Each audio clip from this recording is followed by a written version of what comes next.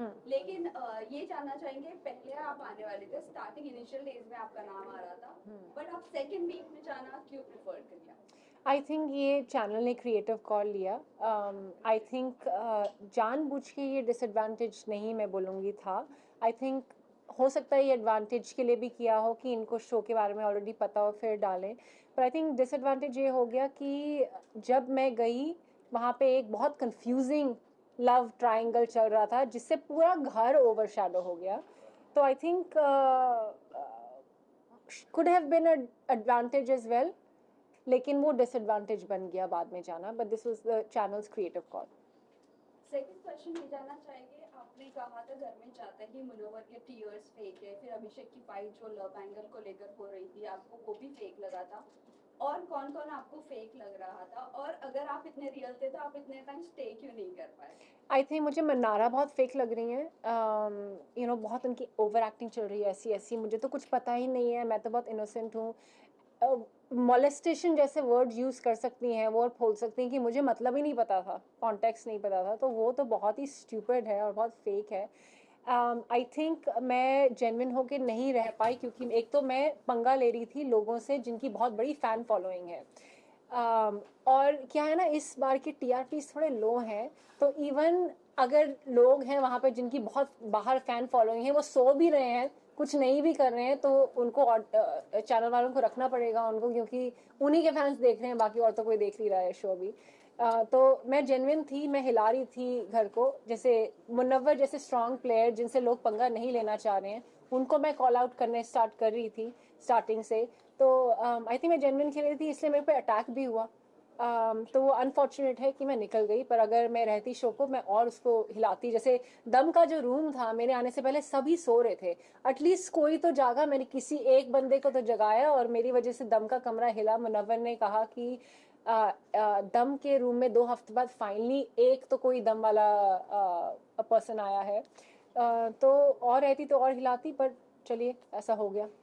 Ma'am आपकी game में disappointing था। कमी कहाँ रह गई? आपको क्या लगता है किस वजह से जो है इतनी जल्दी सफर आपका? आई थिंक मेरे गेम में कमी नहीं थी कि सलमान सर ने भी ये बोला कि आप जब आई वो ओवर शैडो हो गया वो लव कन्फ्यूजन में, तो आई थिंक मेरे गेम में कमी नहीं थी, टाइमिंग गलत थी।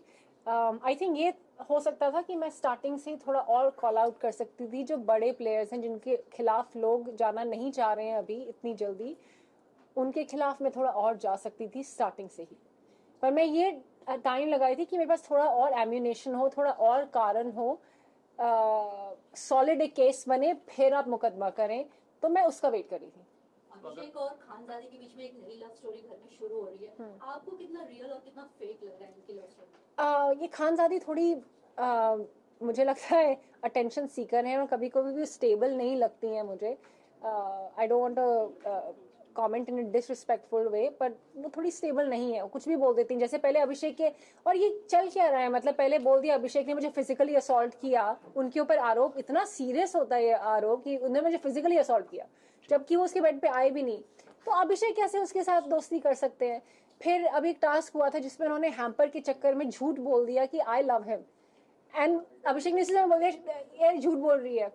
तो ये चल क्या रहा है? आई थिंक अभिषेक क्या कर रहे हैं, वो मेरे से भी बात कर रहे थे, he wants to get out of the Isha's situation, तो वो दोस्ती बढ़ा रहे हैं किसी और के साथ, चाहे मेरे साथ या खानजादी के साथ।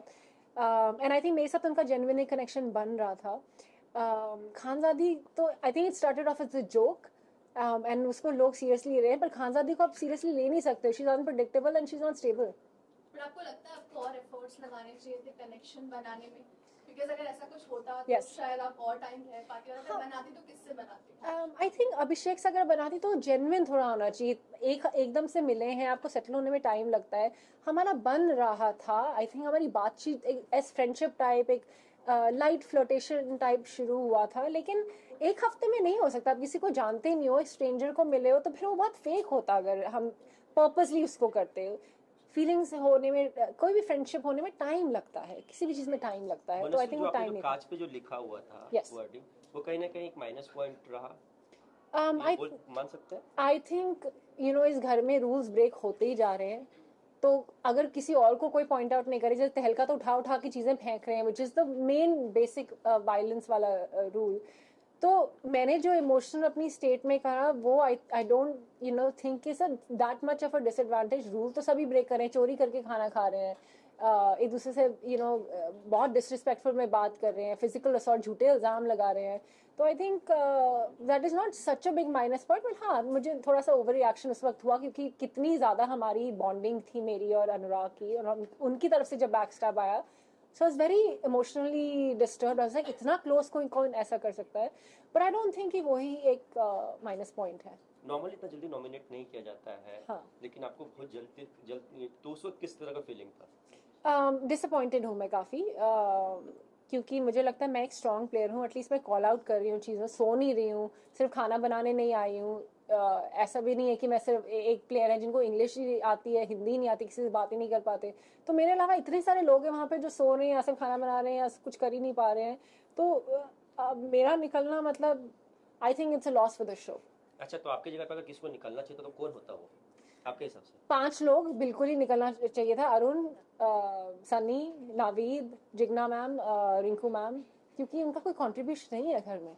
तो क्या आपको लगता है आपने अभिषेक का नाम लिया मनस्वी, अभिषेक के नाम प्रोमो में भी देखने को मिला था जहाँ पे जब ब्रेकडाउन चल रहा था अभिषेक का, जिस मोमेंट पे मुनावर की तरफ से कमेंट आया था कि अगले दिन घर में मनस्वी आएगी, ऐसा कमेंट आया था। तो क्या आपको लग रहा है कहीं ना कहीं अभिषेक कुमार जो है वो घर में गेम में आगे बढ़ने के लिए किसी पार्टनर का सहारा देख रहे हैं? बिकॉज जब उस मोमेंट पे कहीं ना कहीं आपके साथ भी एक बॉन्डिंग दिखाई गई थी उस मोमेंट Yes. में, और फिर उसके बाद ही उनका खानजादी के साथ पूरा का पूरा सीन स्टार्ट हुआ। आई थिंक वो गेम में आगे बढ़ने के लिए नहीं कर रहे हैं इंटेंशनली, आई थिंक वो लाइफ में आगे बढ़ने के लिए कर रहे हैं, बिकॉज ये ईशा उनको बहुत कंफ्यूज कर रही है। तो उस इमोशन से बाहर निकलने के लिए किसी के साथ फ्रेंडशिप ट्राई कर रहे हैं ताकि थोड़ा दिल हल्का हो, बात कुछ डिफरेंट हो। तो I think that's the reason, not just game. I think उनका गेम खुद से ही बहुत स्ट्रांग है। मनस्वी, इसके अलावा रूल ब्रेक की बात करें तो फिर अभिषेक और सामंत की जो लड़ाई जो हुई कहीं ना कहीं वो एक नेक्स्ट लेवल तक चली गई, गाली गलौज तक चली, उस पर क्या टेक आपका? आई थिंक वो एक ही बार गई थी, मतलब लोग तो शायद एक्सपेक्ट कर रहे होंगे कि ज्यादा होगी, फिर वो गाली के बाद उन्होंने मना भी लिया, अरे यार कोई बात नहीं, थैंक यू ब्रदर। ये क्या होता है कि एकदम से मतलब आए और उसके बाद 2 मिनट बाद फ्रेंड्स बन गए और फिर दोनों मिलके ईशा की बिचिंग कर रहे हैं, ये तो बहुत स्टुपिडिटी है। मतलब ये क्या चल रहा है? रिलेशनशिप को लेके काफी बातें हो रही है Yes. कि विक्की जो है वो काफी कुछ अंकिता को कह देते हैं, सुना देते हैं, उनको समझते नहीं है, दोनों की बॉन्डिंग इतनी अच्छी नहीं है। आपको घर में रह के क्या लगा? मुझे लग रहा है थोड़ा सेटअप फेक प्लानिंग करके आए हैं। आई थिंक कल भी पर्दाफाश हुआ कि नील और विक्की भी बात करके आए हैं, प्लानिंग करके आए हैं। तो ये 2 दिल वाले कमरे में तो आई थिंक मुझे ये फेक स्टोरी लाइन्स लग रही हैं, सिर्फ स्क्रिप्टेड लग रहा है कि सोच के आए थे कि ऐसा करेंगे, पति पत्नी के बीच में दरार, फिर वापस फिर 2 कपल्स के बीच में दरार। तो ये बहुत टीवी सीरियल वाले ना स्क्रिप्ट करके लेके आए हैं सो अपने। नील विक्की दोनों ने एक्सेप्ट किया है कि दोनों की प्लॉटिंग यस, उन्होंने प्लॉटिंग एक्सेप्ट नहीं किया, उन्होंने एक्सेप्ट किया कि बात हुई, but it goes common sense की बात है, अगर बात हुई है तो उससे ज्यादा ही बात हुई है। इस सीजन का मास्टरमाइंड कौन लग रहा है आपको? मुनव्वर। Thank you.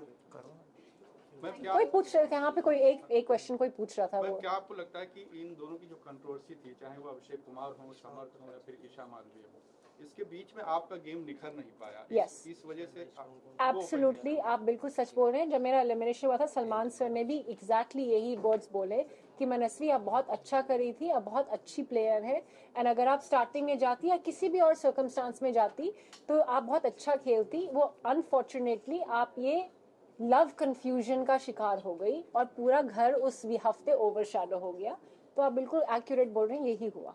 तो क्या मनस्वी, क्या लगता है आपको टॉप 5 में कौन कौन आ सकते हैं आपके मुनव्वर, हिसाब से? मुनव्वर, अभिषेक, विक्की, खानजादी, अंकिता।